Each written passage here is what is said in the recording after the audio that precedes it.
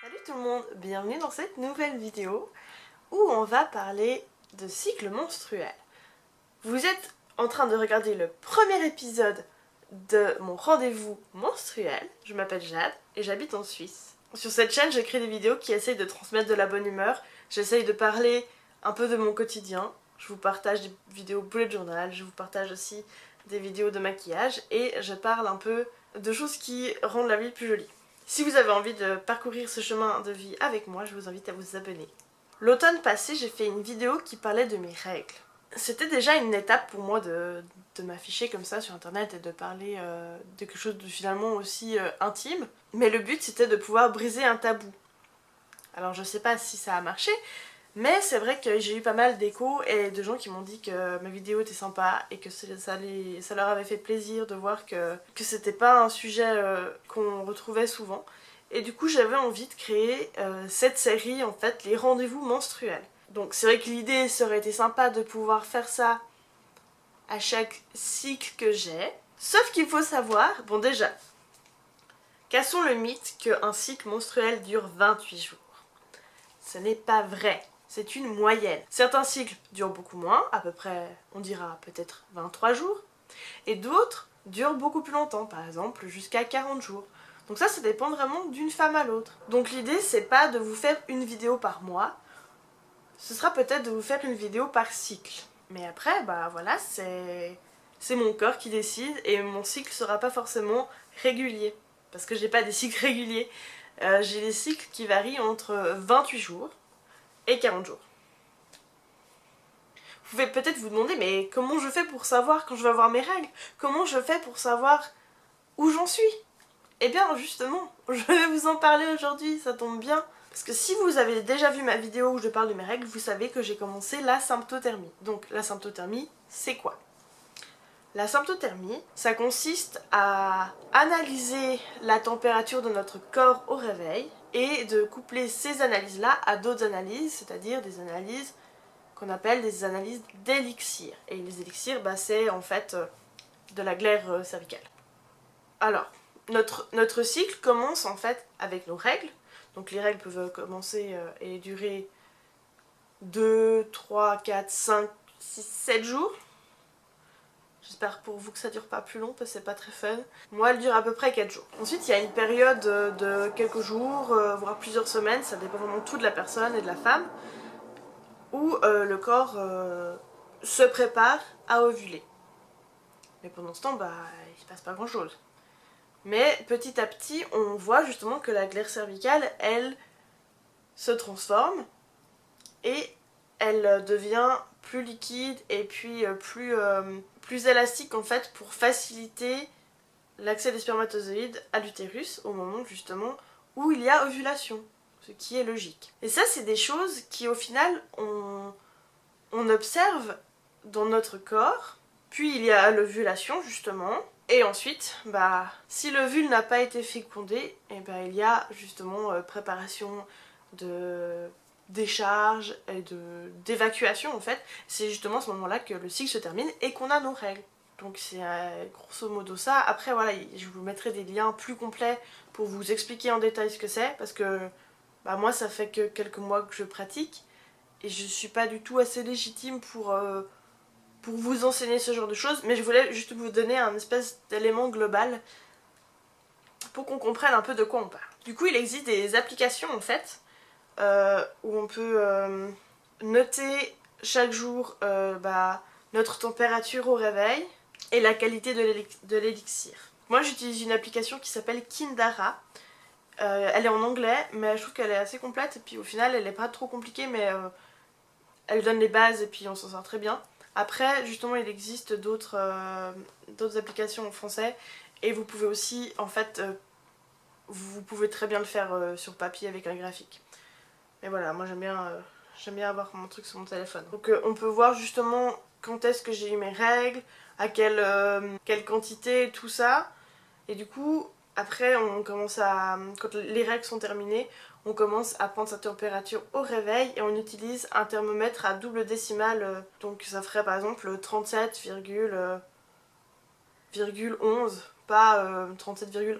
Voilà, ce genre de truc.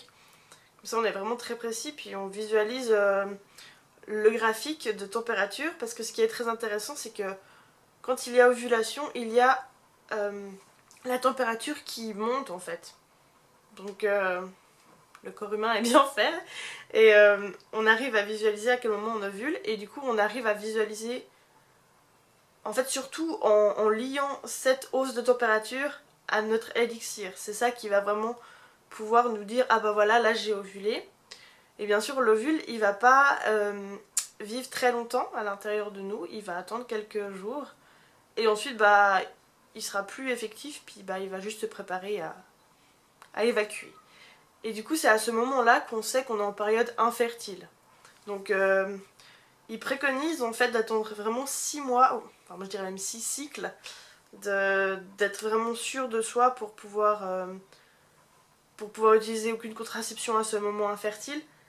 Mais je vous avoue que moi, comme j'ai des cycles très bizarres et que j'ai des cycles de 28 à 40 jours, je me sens pas encore prête à affronter ça. Mais du coup, on a vraiment un bon graphique de ce qui se passe et tout. Et c'est super intéressant aussi de noter, en fait, je trouve, de noter ses sensations à ce moment-là, comment on se sent à l'intérieur, comment on ressent les choses. Parce que après on peut voir aussi qu'il y a des jours où tout nous fait chier. Et si on le note, et après on se rend compte que bah oui, alors une semaine avant nos règles, clairement tout nous fait chier. Et comme ça on sait que, par exemple si on sait que le mois prochain on aura nos règles à ce moment-là, et ben on saura qu'une semaine avant c'est pas forcément une bonne idée pour aller, je sais pas, voir des gens qu'on n'aime pas forcément, je sais pas, d'aller faire le repas de famille dont on n'a pas envie, parce qu'on sera pas de bonne humeur à ce moment-là. Et qu'il y a des moments où on est aussi beaucoup plus productif et beaucoup plus positif en fait. Donc je trouve que c'est intéressant parce que c'est quelque chose qui nous recentre sur nous-mêmes en tant que femmes, des choses qu'on n'a pas du tout appris, parce que ce qui se passe maintenant c'est qu'en général bah tu veux une contraception, bah qu'est-ce que tu fais, tu prends des capotes, ou alors bah voilà tu prends la pilule ou éventuellement le stérilet. Mais je trouve que c'est quelque chose qui est au final mais tellement basique, parce que bah c'est comme ça que notre corps fonctionne et on nous l'apprend pas. Et je trouve ça vraiment dommage, et vraiment c'est d'avoir cette approche de la symptothermie, ça permet vraiment de se comprendre, de savoir pourquoi on se sent comme ça aussi. Et moi j'ai appris pas mal de choses et c'est vraiment hyper intéressant. Du coup pour moi la symptothermie ça me parle mais énormément justement par rapport à ça, au fait que je me sens reconnectée avec mon corps et avec moi-même, mais aussi parce que du coup j'ai pas d'hormones dans mon corps. Parce que quand j'étais sous pilule c'était pas possible, j'avais tout le temps mal à la tête, et puis ben on ingère déjà assez de cochonneries tous les jours, donc je me vois mal reprendre la pilule maintenant, mais alors vraiment pas. Alors oui, la pilule c'est génial, c'est une invention incroyable, mais du moment qu'on la supporte pas, je trouve que c'est bien d'avoir une alternative de ce style en fait. Donc dans le futur, je vais continuer à utiliser la symptothermie, et puis je vous parlerai sûrement plus en détail de tout ça. Si vous avez des questions, n'hésitez pas à les mettre en commentaire et j'essaierai d'y répondre ou de vous diriger au mieux. Ce que j'aime aussi dans la symptothermie, c'est que justement j'écoute beaucoup plus mon corps. Et par exemple quand j'ai mal au ventre, ou que j'ai... Bah, je dis mal au ventre, mais au final c'est pas le ventre, j'ai mal à l'utérus. J'essaie de plus en plus de le dire, quand j'ai mal à l'utérus et que j'ai des espèces de contractions, bah je le note, et puis je sais qu'en général quelques jours après bah, je vais avoir mes règles, et je trouve que ouais c'est hyper puissant en fait. Ça te donne une sorte de savoir sur toi-même, une sorte de connaissance, et c'est vraiment important il me semble que de connaître ce genre de choses. Donc voilà, c'était le premier épisode de ce rendez-vous menstruel où on a parlé de symptothermie. J'espère que ça vous aura intéressé, que vous vous serez peut-être posé des questions. Est-ce que vous connaissiez ce moyen de contraception? Quel est le vôtre? Vraiment, on peut en parler.